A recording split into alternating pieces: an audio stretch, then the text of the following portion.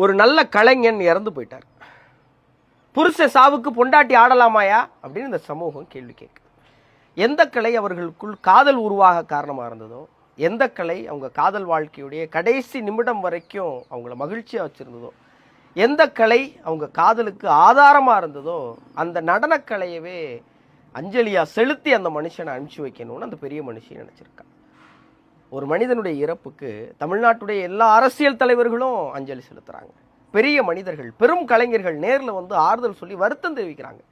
இப்படி வாழ்ந்த மனுஷன் கூட வாழ்க்கையை நடத்தின அந்த மனுஷிக்கு தெரியாதா என் காதல் கணவனுக்கு கடைசி பரிசா நான் என்ன கொடுக்கணும்னு?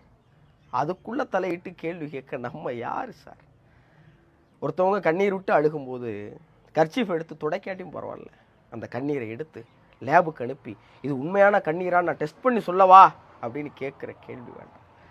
இந்த சமூகம் இன்னும் எவ்வளவு பிற்போக்கு சமூகமாக இருக்குது, இன்னும் முற்போக்கு சமூகமாக மாற நம்ம எவ்வளோ தூரம் போக வேண்டியது இருக்குங்கிற கேள்வியை இந்த சம்பவம் எவ்வளோ பெருசாக எழுப்பியிருக்கு பாருங்களேன்.